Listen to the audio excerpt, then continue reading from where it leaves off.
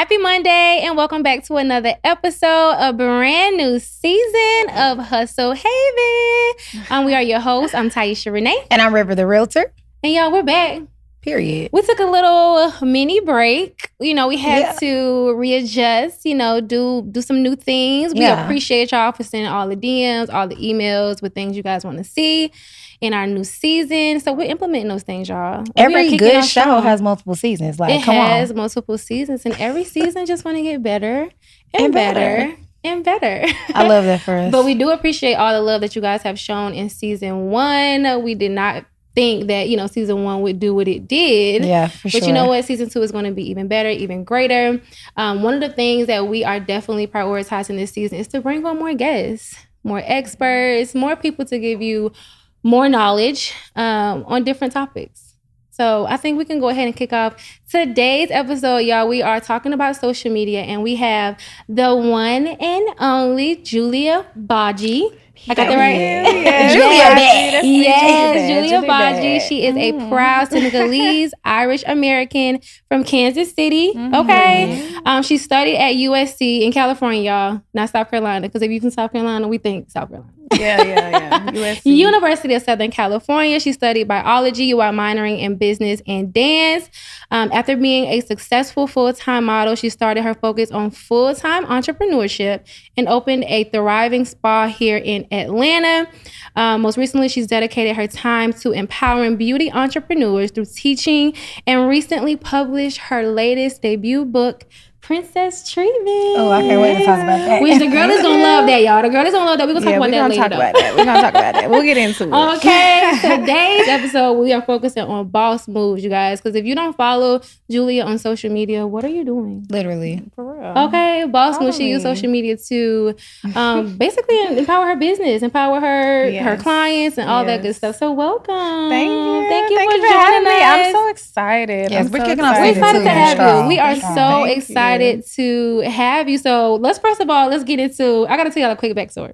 How I know Julia. Let me tell you how small this world is. Very If you know, I bought my house 2 years ago. Was it really 2 years? It was 2 years ago. 2022. Time goes by. Time flies, y'all. Fast. Actually, 2 years was in September. So we just hit 2 years. Yeah. Guess who was the seller, y'all? Guess who was the seller of my house? It was me. Julia. You know I never make a fool of you. I was going to say that at the end. To add on to the small world thing, though, when we were picking guests that we wanted to come on the show, she had mentioned you, and I was like, oh my God, I went to Mizzou with her cousin. Yeah. And she was like, wait, who is our cousin? I feel like the thing that's great about the world is everyone is at least 1 degree of separation. You know what I'm saying? If one person knows someone, the other person knows them. So yeah. But they say within 3 people, you should be able to get to anybody. Somebody. No, Oprah, seriously. Obama, 3 people. Right. That's it. Okay, it's 3 of us here. Who can put me in contact with a Barack? Me. Period. I know that's right. Oh yeah, neighbors. We grew up together. Well, let's jump into it, y'all. So today we are focusing on social media and how to use social media to boss up your life, essentially. As an entrepreneur, how it can help your business, whether it's e-commerce or you're looking for clients, how you can use that to do that. So let's first start off with, I want to hear a little bit more about your journey into entrepreneurship. What was that aha moment? I want to be my own boss, and then that's it, and that's all. You know what? I always knew, this is so funny. I always knew I wanted to have my own business or be a businesswoman. When I was a kid, I literally had this pencil skirt, and I had a little lunchbox, and I used to walk around and I used to be I'm a businesswoman. That was your briefcase. Yes, you know when you when you're a kid and you're this is what I want to be when I grow up. So I think I always knew in some capacity that I didn't want to work for anybody else. I wanted to have my own business. But growing up, at least my generation, it's we didn't have, entrepreneurship wasn't a word that people use like that. You know what I'm saying? So I just knew when I was younger that I wanted to be a businesswoman. And then when I got to college, I had so much time in my schedule that I had to minor or I had to double major. And I saw that there was this entrepreneurship program, and I knew I wanted to do business, but I was I don't want to go to business school to be corporate. I want to learn business to have my own business. So when I got into that entrepreneurship program, it just changed my entire life. I had a professor who really, really pushed me. He really supported me. every week he would bring me up to the front of the class and be like, she's a biology major and she's doing better than you business students. And not like, embarrassing other kids. I swear. And it's like, but it really pushed me to be like, okay, this is what I need to do. And I remember, I always say this story, but I never forget. He literally said to me, he was like, I don't think you're going to the NBA, and I don't think that you're going to, that's what he said. He said, if you want to live in my neighborhood, you either going to own a business or you going to the NBA. He was like, and I don't think you're going to the NBA. So I was about to say, did you play basketball? No, right. I mean, I could always marry a basketball player, but no, I was like, you know what, you're right. He was like, because I was in school for biology. I thought I was going to go get my doctorate, and that was my whole thing. And he was like, there's no doctors or lawyers living in my neighborhood. And I was like, well, I'm not. Because, when you're living in LA especially, it can get so expensive. Absolutely. So like all of the entrepreneurship teachers were all business owners, and like his rent was like $15K a month. Like, you get what I'm saying? Goodness. So it's like those type of people, majority of wealthy people, when you even look it up, online, majority of wealthy people are entrepreneurs, are people who own their own businesses, so that was just kind of my push to be like, yeah, let me try this out and see what I could do with it. One thing I love about that is that a lot of us, we go to school, we go to college, and they don't teach that. Like, no shade to Mizzou. But I don't think Mizzou ever had anything where they like really promoted like entrepreneurship. To your point, it was like business at a corporate level. Exactly. Or how you can, get your MBA and work for another company. Never really to set yourself up for success. Exactly. And so now I see a lot of people who are majoring in like social entrepreneurship and business management with certain emphasis on like social aspects. And you learn so that. much. Like you learn so much. Like it literally gave me the confidence when I graduated that I was like, I could open a business. It's not that hard. Right. But without that, I definitely think I would have been a little bit more nervous going into entrepreneurship. But nowadays, with all the resources, you don't need a degree. You know what I'm saying? Literally, you can learn everything from stuff like this, watching podcasts or looking stuff up on YouTube. Girl, TikTok is literally listen. They said they were going to take TikTok down. I was like, please don't take it down. And I just got on TikTok. Please don't take it. Please don't take it down. I just got there. Everything. Did you have an idea of what type of business you wanted to own? No. Or did it come? When did that come? I had no clue. You know what it is? The reason why I got into the beauty industry, I originally got into body contouring. So I've always done stuff kind of in the beauty world. And I think it just matches me and my personality. So I always knew beauty was like an arena I wanted to be in. But body contouring, because it just combined like science and beauty and the business aspect. So everything that I really... I'm putting all these degrees together. Everything that I... Because I love science. I'm not going to lie to you. And I loved biology. It's just the thought of like, I'm going to go to school for all of these years. I'm going to get out when I'm like 28, 29. And then I have to give them... Were you going to be a doctor? So I was doing athletic medicine. I was thinking like PT route or, somewhere in that realm. But I was like, and then I have to give my whole entire life to that. Like, it just doesn't make sense to me. Especially because like, I'm a woman. One day I want to have a family. I want to have, kids, a husband. And I'm like, and I'm going to do all that. And then I'm working all the time. And then I could be making more money with my own business. Correct. So I just always knew it had to be somewhere in the realm of like what I'm interested in, but also like, something that I could just be more flexible. So when it came to open up the spa, I actually had no plans of opening up a spa. I was going to do a salon suite business. And I was just going to have a suite where I like did my services and everything. And then I remember I was with my sister, we were walking and I came across this spot and I was just like, I saw the space and I was like, oh my God, I could open up a spa in here. Like I just had all these ideas.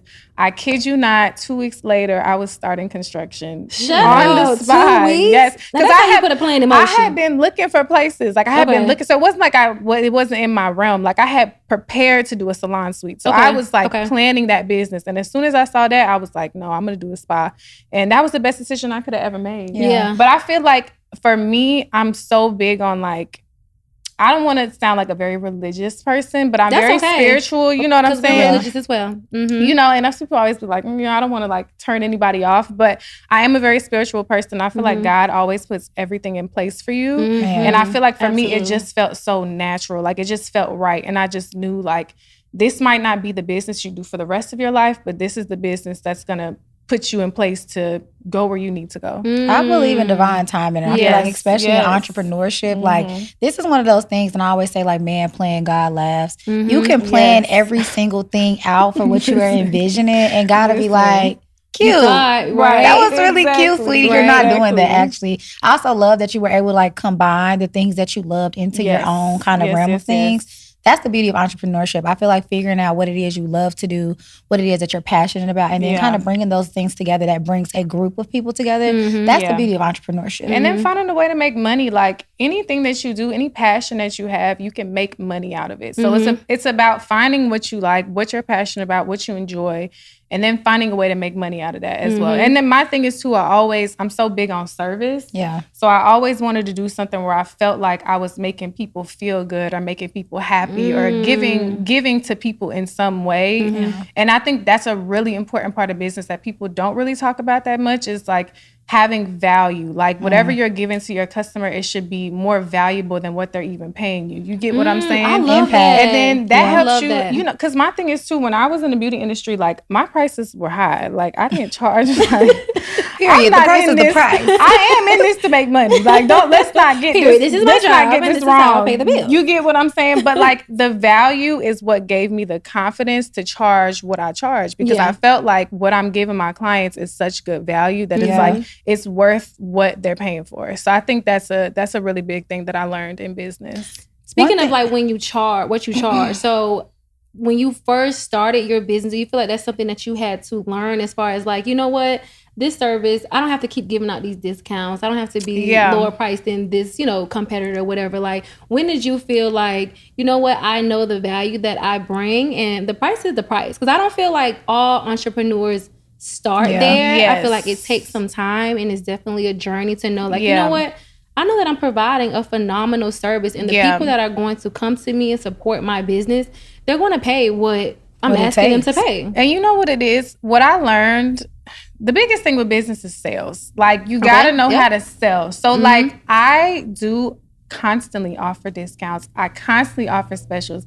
I constantly offer those types of things because that's what people want nowadays. You got to know people, and like, people love a sale, people love a discount. Yeah. But I charge high prices. So when I put a discount on it, and that's what I tell my students, especially all the time when they're pricing, I'm like, price it at what I price it. Even if you're not going to actually charge them that amount, still price it that way. Because number one, you don't want to mess up your industry. You don't want to mess up, you know, you lower your prices. Exactly. Now everybody got to lower their prices. Now and nobody can charge more because, oh, well, I can go get this at this place way cheaper.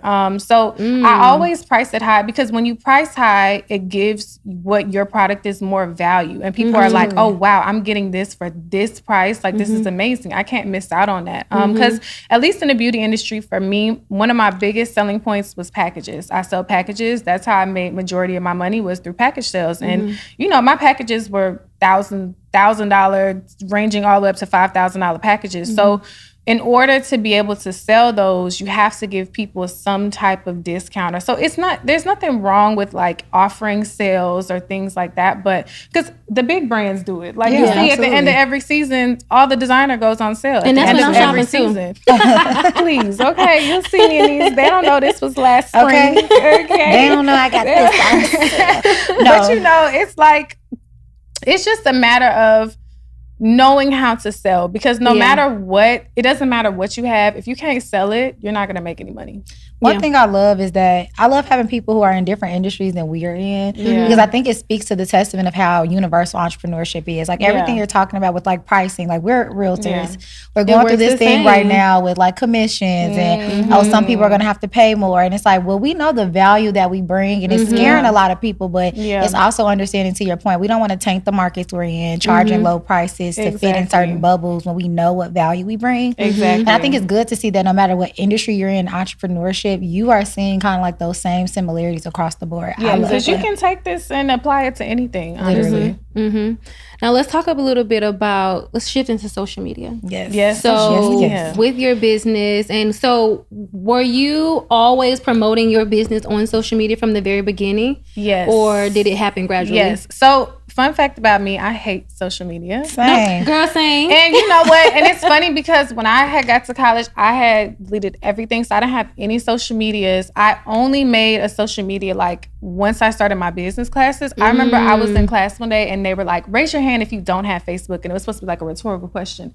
I was the only person in the entire class that raised my hand. And it was like, what are you doing if you're not on social media? Blah, blah, blah. And you know, this is when social media was first coming out because I started college in 2014. I graduated in 2018. So this is when social media was starting to become a place where you sell. Twitter was up. Okay, love me some Twitter. And so the thing about social media is you have to be on social media. I knew when I was in college that I would have to start getting on there. I didn't know what I was going to do yet, what I was going to sell, where I was going, but I just knew that you need to get on social media and start branding yourself. You know what I'm saying? And I've rebranded myself a million times. So I think that's one thing that I feel like people don't need to be scared about is like, I've rebranded myself so many times. It doesn't matter. Like, you just have to get on there. You have to start building. You have to start doing something. Like, you just have to start somewhere. So even if you don't have anything going, before I even launched my business, I had a fully done Instagram with content and everything before I even launched. I didn't even tell anybody I was doing body contour. When I opened my spa, I launched and posted that on social media 2 weeks before my grand opening. Period. And I literally, within the first 3 months of being open in my business, I literally made all the money back that I had spent to make that business. And literally, so it's not something that you have to necessarily even share that you're doing quite yet. But if you have an idea, if you're working on something, having a social media is great to just kind of get it and start working on it because also it makes it real. It makes it like, okay, this is going to be a real business. This is something that's actually going to come to fruition. You know, you start working on like, what do I want my branding to look like? What do I want my logo to be? What do I want people to see? So yeah, when it comes to social media, I definitely started as soon as possible. And I feel like anybody like getting ready to start a business, just even go get the Instagram name, even if nobody just even lock knows. in the handle. Do You know what I'm something. saying? Exactly. When you first started your business and you already had your social, where was your engagement and followers at that point? You know what's funny? So when I first opened my spa, within the first 2 months, my personal page went down. Really? And I didn't have my personal page almost that whole first year of me being in business. Wait, when you say went down, though, what do you mean? Like, it got deleted? The haters took my page Wait, they got it taken down? Yes, somebody got my page taken down. I don't know if they was reporting me. I have my suspicions, but we will find you. Okay, we will find you. No, they took my page down. So I didn't have, but at the time, I was so focused on business and building my business social media. So I was working on my business TikTok. I was working on my business Instagram. Like I was so worried about my business pages. I didn't care about my personal page, which later on I made sure I got back into the personal, because I do think having a personal page is still important for your business, depending on what it is. You know what I'm saying? Or combine. I have them too. I can't do 2 pages. Yeah, I mean, it's just, but I think, you know, showing a personal side to yourself is also good when you're trying to promote lifestyle businesses. So for me, I was trying to get into more of the teaching, and that's when I started to get my personal page back. But in the meantime, I literally was able to get so much clientele just based off of my business pages.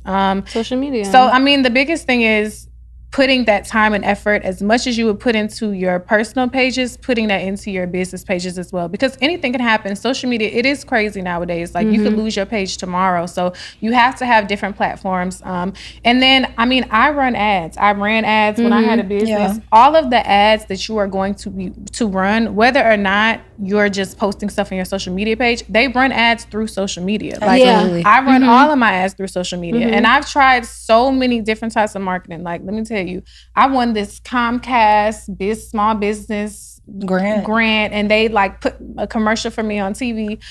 Like, you know, no offense to television, but like it made me no money. And I was like, the amount of money, that was like a $10,000, the amount of money that you spend on that it made me no money. I've done paper ads. I've done back at the grocery store receipts. I've done door hangers. I've done so many different types of marketing, like physical, online, all different types of things. And when I tell you social media is the only type of marketing that makes money, But I feel like that as an entrepreneur, you have to explore those avenues because, but you have to think everybody's on their phone. Like, yeah, that's true. If you think of all the information you've gotten within the past year, if you think of all of the music you've heard, if you think of everything that you know about anything that's happening right now, yeah, where did you find it? You saw it on social media. You didn't see it on TV. That's true. You didn't read it in the newspaper. You saw it on social media. You're right. You are definitely right. So I have a quick question. One of the things you kind of said, I love the fact that the business and the personal, and I think that if you have a strong presence for your business, it's a testament to your business, right? Yes. A lot of people will sell goods and services solely off the basis of who they are, right?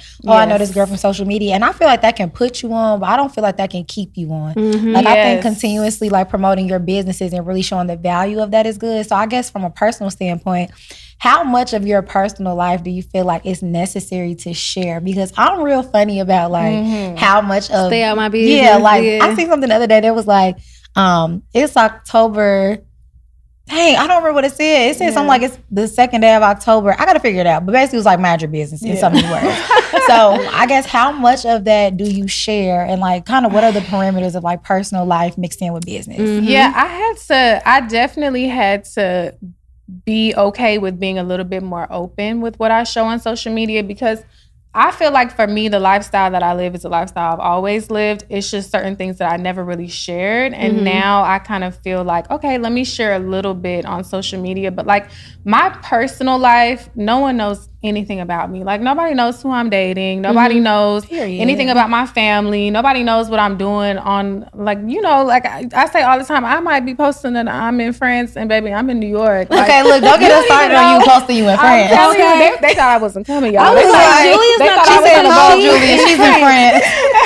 But I did say she might post after she leaves. I'm telling you. You can't clock. Don't clock no more. Don't me. You can't. You know what I'm saying? But if you look at my social media, you feel like you have a look into my life. You feel like you know what I'm doing. You feel like, but at the same time too, I've had to realize that like I'm on social media for business purposes only. Yeah. So I don't care what people think about me when they see my social media, because I don't know them in real life. Like they don't know me, so I don't care. Like what are they? How do I even know what you're thinking? I don't even know who you are. Like you get what I'm saying? So it's like I had to get over that hump of like caring what people think about what I post. Now, I do keep my personal life very private and to myself, because there's a lot of things that I just don't personally want to share. And I don't think it's everybody's business. Yeah, I think the point is at least to share things that are genuine. Like I do share things that are my real life. Like I'm not posting up photoshopping my face on somebody else's body. Okay, right? Because the girls are doing that these days. And it's like, what the heck? It's really me. Like I was at the Eiffel Tower. That was me. That was me. But you know, but I'm not sharing everything. And I'm sharing stuff purposefully. Like I'm sharing stuff. Oh, I think that's important. Yeah, that's good. There's sharing a reason. Purposefully. Yeah. Exactly. Exactly. And if it makes sense to share it, then I'll share it. If it doesn't make sense for what I'm promoting or what I'm selling or what I'm trying to put out there, then I don't post it. That's a word. And I think a lot of people, especially, I'm talking to myself. Yeah. Because if you're going to be on social media, you have to realize that you're going to have to share something. You know, and it doesn't mean that you're necessarily putting your business out or putting people, bringing people into your personal life. Like,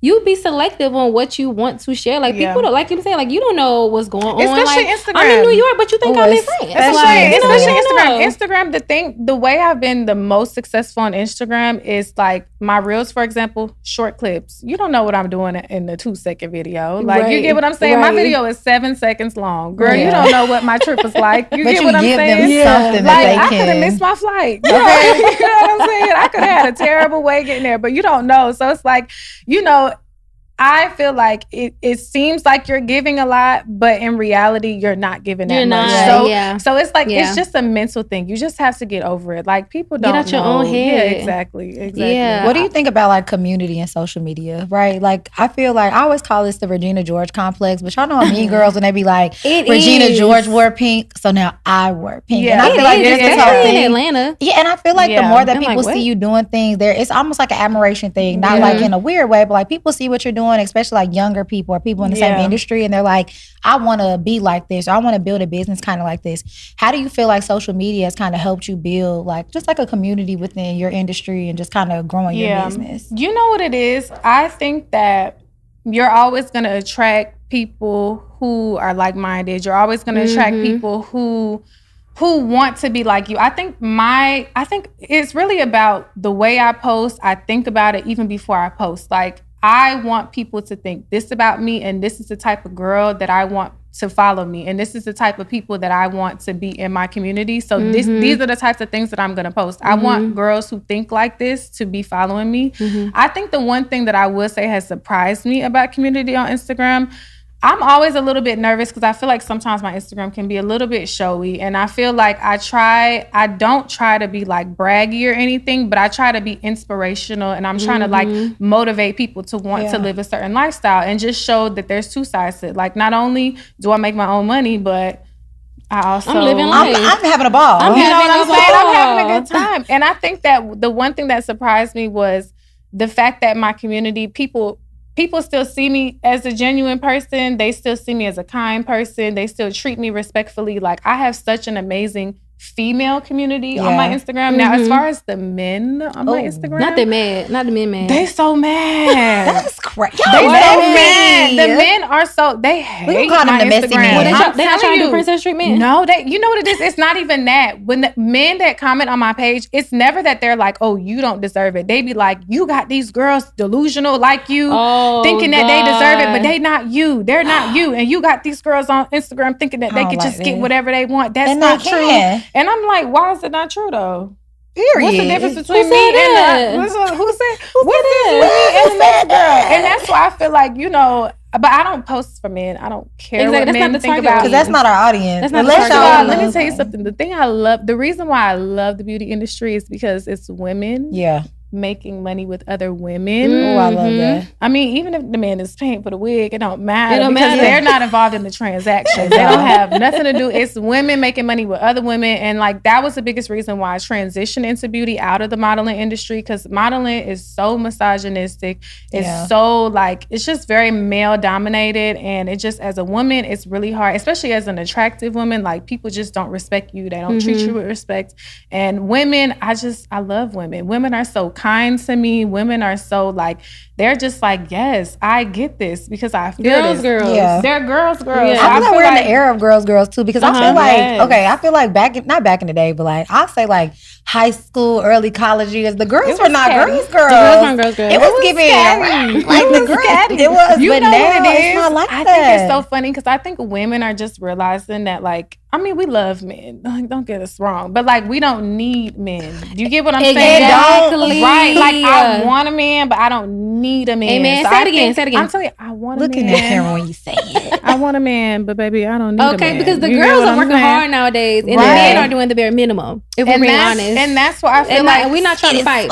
But I feel like, honestly, men is the reason why there was a lot of cattiness. Because if you boil down to it, it's like, okay, it's like, oh, he's looking at her, he's not looking at me, or he's this or he's that. Like, a lot of that, as women, even growing up, we internalize those things. Like, am I pretty enough? Am I smart enough? Am I kind enough? Am I this enough? You know what I'm saying? Yeah. And I think that once we started like not worrying about men anymore and just worrying about ourselves and like focusing on self-love and focusing on those types of things, which, I feel bad for men sometimes because I feel like, well, in the sense of like, you know what I do? I feel bad in the sense that like women, it's like it's okay to do self-care. Men, especially black men, it's considered like homosexual or considered feminine. You know what I'm everything saying? They do nowadays. It's sassy. What is it? It's sassy. Now, it is some sassy kings out there. It though. is. We're not It's gonna okay. lie. Embrace your sassiness. It is some sassy kings out there. But I feel like women, we've evolved past that. You get what I'm saying? And I feel like men are still kind of in that unhappy with themselves era. And I think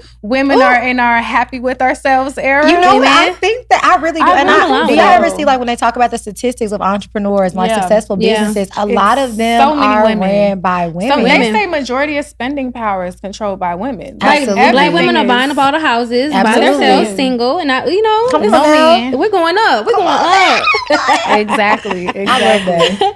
Now, to wrap up today's episode, because I feel like we could just keep going. I feel like I have so much. We need to do another episode where we need to talk about like life. Okay, but I do want us to give advice to other women, because we're girls, we're empowering women. Yes.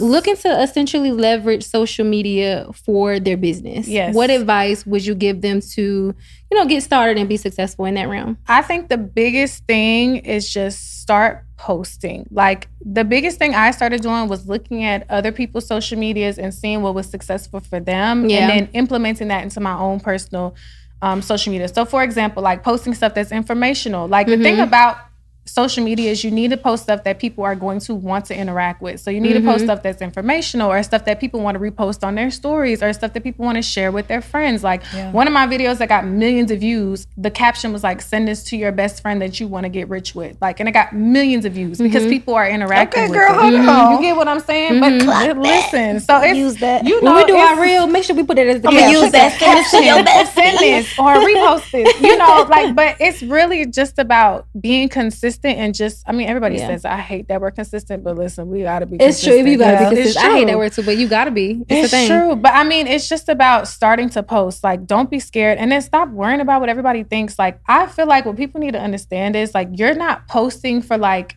the people back home. You're not posting for the people who even follow you. Like, I don't even post for my followers. I post for the people that I want to follow me. You get what I'm saying? So it's just like, stop worrying about what people are going to think about you. Stop worrying about, oh my God, I got 2 likes on this and this is not going to do well. If you keep posting, the more you post and the more you're consistent, you're going to start to get those people to your page. You're going to start getting those viewers. And the last thing is just be authentic to yourself. Like, I feel like nowadays everybody wants to just like follow a specific formula. And that's what I hate most about social media. I feel like everybody looks the same. Everybody does the same thing. And it's just like, be authentic to yourself. If it's not you, don't post it. And if you don't feel comfortable posting it, don't post it. Be authentic, because people want something original now. People are so tired of seeing the same stuff. They want to see stuff that's different. Original. So, I want to attack something on that. I want to add something to this. I really love that you say, like, don't worry about like what everyone else thinks. I think especially when you start your journey and then you look at people like Julia, who has like a really, really strong presence on social media.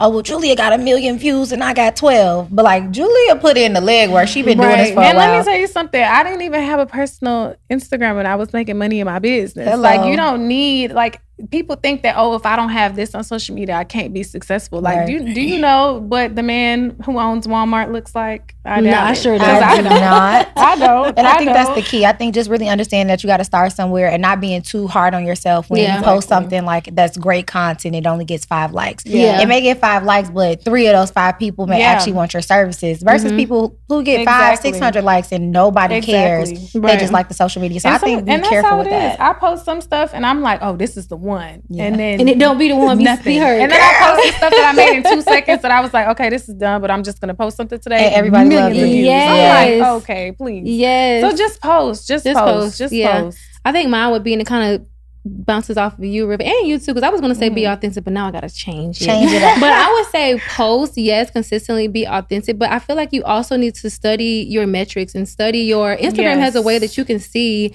your engagement. Like, study your engagement, really look at those things that you're posting that are doing well, things that are not doing well. Of course, maybe pivot away from that, or maybe try to go towards, like, for example, one time I posted a day in the life, and like I was like, I'm just gonna post this day in life just to post something, and everybody loved it. I posted nothing, but it's like I know that y'all, this is really what the people want, so I know what the people need to get. Exactly, and that's a big thing. I mean, even going into, I guess we're ending this, but going into I do want to touch a little bit on my book as well. But absolutely, let's bring it to the forefront. Princess Treatment. If you don't want to be treated like a princess, this is not for you. Okay, but for all my friends, recently published. Yes, tell us a little bit about it. Now it's so cute too. Like, it is when so I cute. Tell y'all, it's so cute.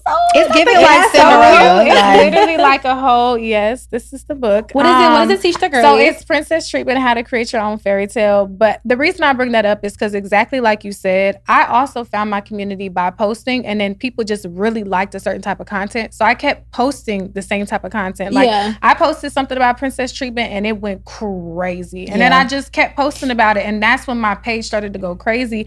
And this is something I've been wanting to write for a long time. A lot of my friends have been telling me, because I always get those questions like, how do you get this? And you always get treated like this. And how do you get, and I think that number one, there was people that was stealing my videos and people that was making little stuff. And that there was like, I feel like they was like promoting stuff that I personally feel like Princess Treatment starts from within, and I feel like it's a lot deeper than just like getting materials and like also men giving you materials. Princess Treatment is about the way somebody respects you, cares for you, loves you. And like, I think that a lot of the stuff I saw on social media, and especially stuff that I feel like people were putting my face on, was stuff that I didn't agree with and stuff that I felt like, you know, a lot of this starts from within. And I think it's important, you know, to show the girls that you can receive princess treatment, but you also have to treat yourself like a princess. So, you can't expect someone else to do it if you don't. Exactly. I love so that. this is very much so. And then I also talk about my own personal dating experience, which I never share. Not the tea. Oh yeah, I never share anything about my dating experiences. But so this is kind of like, if you want to know anything, it's in this book. Where can they buy it? Where can they get it? It's everywhere now. So I have it on my website.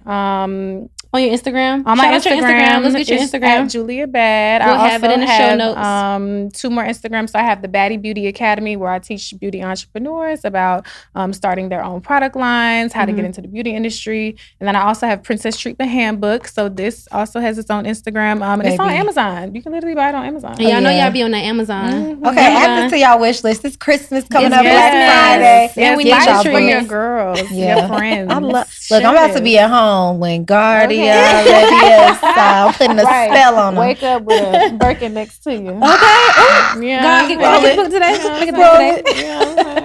Is there anything else that you want to promote, share, let the people know? So the only other thing that I'm now, so I had my spot and I fully transitioned into teaching. Yes. So now my main focus is just helping other beauty entrepreneurs, you know, getting into the beauty industry. If you want to get into body contouring, obviously I know everything there is to know about body contouring in the industry. So I can teach you from head to toe. I can teach you everything about it. But also a big thing is how to start your own product line. I have my own product line, and people ask me all the time, because I know a lot of people, you know, want to have their own lash line or hairline or whatever, or, you know, hair care products, and nobody knows really how to get started. And it's not too much to it, but yeah, that's the one thing that I'm definitely pushing right now, you know, just to kind of teach people the things that they have been asking me how to do, that I have a lot of experience in. That I want to share with other people and make it accessible, because there's so much information. Absolutely. I didn't learn this in school, and I didn't have anyone to teach me. I had to learn a lot of this by myself, but there's so much online. Like, you can literally do all of this stuff yourself. Like, you don't need a degree to be an entrepreneur. I love it. Amen. We love that. So for all my beauty professionals, inspiring beauty professionals, if you're looking to get your own lines, whether it be lashes, or if you're looking to get into body contouring, we have the gym right here for you. Connect with Julia. We're going to have all of her information for her personal pages, her business pages, where you can purchase her book. Let's put it up again.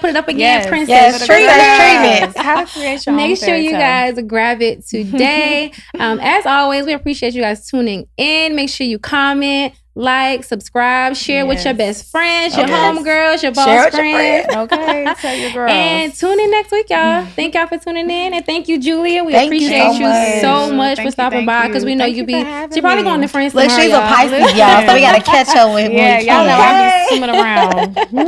But we'll see y'all next week. Thanks, y'all. See y'all. Bye.